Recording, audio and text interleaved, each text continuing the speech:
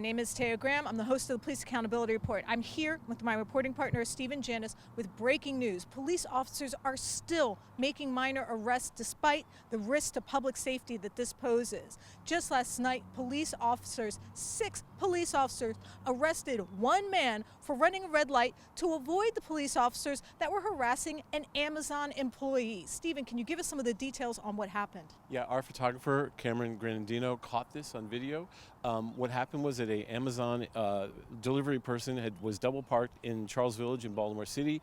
She was delivering a package. Police decided for some reason to engage her. Multiple police pulled up behind her and started to talk to her. What the crowd was saying harassed her. And then another man ran a red light and police pulled him over. And let's listen to Cameron got someone interviewed to describe the story. Let's listen to what they have to say. Before that man was pulled over, there was another incident going on where a black woman was delivering packages on this block.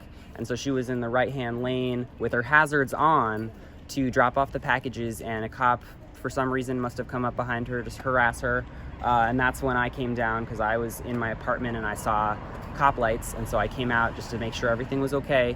And that cop real worked up about the whole situation when the woman was just like, I'm literally just doing my job, can you let me do my job? And then she brought in another 4 cop cars, so there were 4 cop cars around this one non-incident, and that's when the man who was just arrested, he had supposedly run a red light up a block or right around the corner.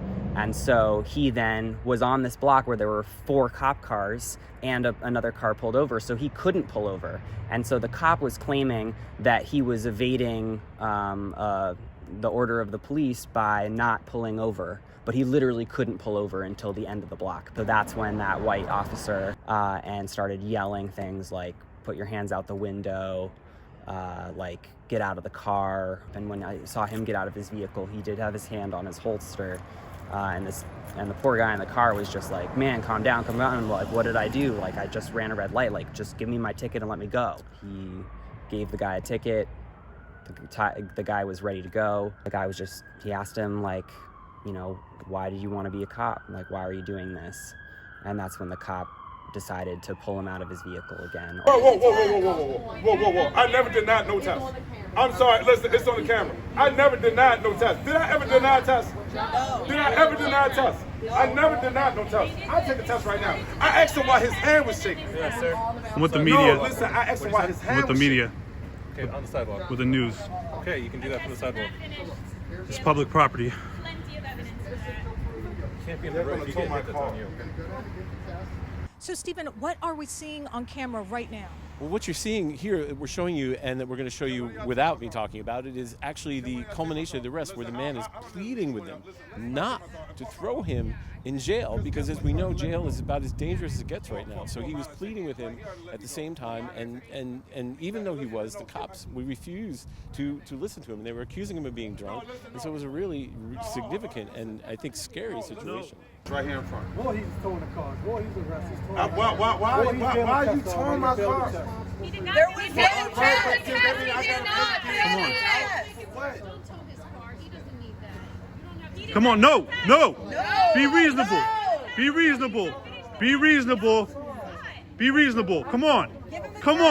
Right here. Come on, be reasonable. I didn't break no law. We're all here. I didn't break no law, and I didn't flunk no sobriety test. Come on, he hasn't done anything. My brother repassed. Just drive him streets over. Get him a lift. We'll get him a lift. We'll get him a lift. I'm not locked up. Be reasonable. There's nothing been done right now. There's nothing been done. No. Damn it. No, why doesn't he have a sobriety test? Why aren't you giving him a sobriety test? No, I'm not. So here's something. No, I'm sorry. I don't. No, listen, I'm fine. That's ridiculous. Please stop. Y'all should be reasonable right now. During this crisis, y'all should be reasonable. Y'all should be reasonable. You all should be reasonable right now. This is so absurd. This is so unfair. Y'all need to be reasonable. Middle of a pandemic. This is ridiculous. You don't even give a person a breath of life. Come on, folks. Be reasonable. Everyone is watching. Now, didn't the person offer to take a breathalyzer test? One of the people that was interviewed was saying that this man was about to be given a breathalyzer test, but the officer's hand was shaking and he stopped delivering it. What do you think was the breakdown of communication here? Why were there 6 cops to put one man in a paddy wagon? Well, we have asked the mayor's office for comment. We sent them a clip of this video because we want to know, we want to answer the question you have, is what was the idea about this? And nevertheless, we haven't heard from them yet, but it does raise great questions because it just really seems to make no sense with the panic of the coronavirus and also the fact that prisons in Maryland's prison system just had 17 people test positive, including corrections officers, that putting him in jail is risking his life, and it doesn't make any sense. So, Stephen, we're seeing this man being put in the back of a paddy wagon. We have no idea how clean or sterile the wagon is. The man is getting his car towed away, which is going to cost him money. Getting out of jail is going to cost him money. Why are police officers still continuing to arrest people when I think it's obvious that this is a risk to public safety and to the safety of the people who work and live behind bars? The only thing I can think of is what we've talked about thematically on the show before, which is the business of policing. Part of the business of policing is capturing people, putting them in jail, having bodies in jail, having arrests, stats for your record, and continuing the ongoing machinery of American policing. But what we can see starkly here in this example is how destructive it is, because you have a life and death situation where you're taking this young person into jail where they could contract the coronavirus, probably much easier to contract it, much easier, for no reason, for no public safety reason. So I think in this case we have an example of how perverse American policing has become.